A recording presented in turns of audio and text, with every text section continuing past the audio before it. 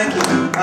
When I'm not on the road, I do a fair bit of teaching back in Western Massachusetts. I teach at one of the colleges. I run the guitar program there, and I teach at a little an art school. And I have students as young as 8 or 9. And last year I taught a guy who was 80. It was pretty cool.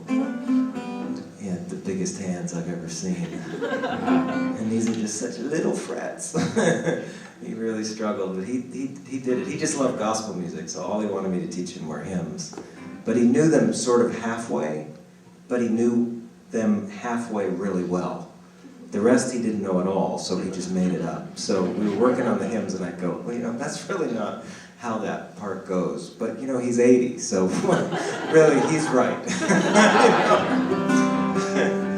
Anyway, but it's an interesting experience. I love teaching. I've been doing it for about 10 years.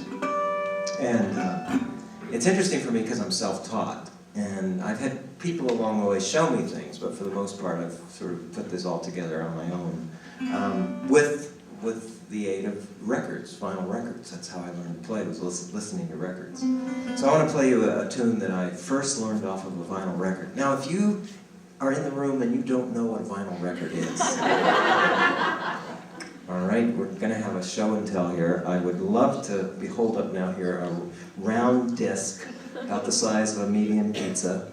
And, well, it used to be a small pizza in my day, now it's a medium. But anyway, a pizza, and it's a vinyl, plasticky looking thing. And you have the needle, and you want to learn to play the song, so you put the needle down on the song, and it starts to play. And it's going pretty fast, because these are professionals, it's going pretty fast. So you got to stop the needle and pull it off, and figure out what that note was, and then put the needle back down.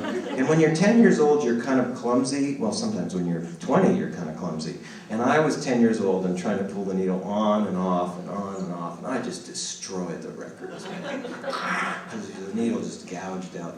So on that record, if we still had that record, you could hear every tune on that record right now if we could play it, except that one.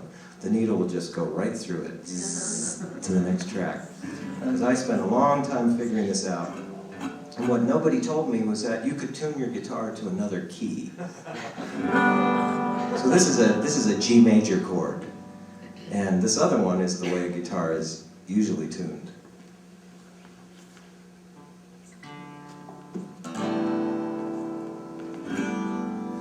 So I was learning this song in that tuning, and I needed feet and hands and extra hands all over the fretboard to reach all the notes.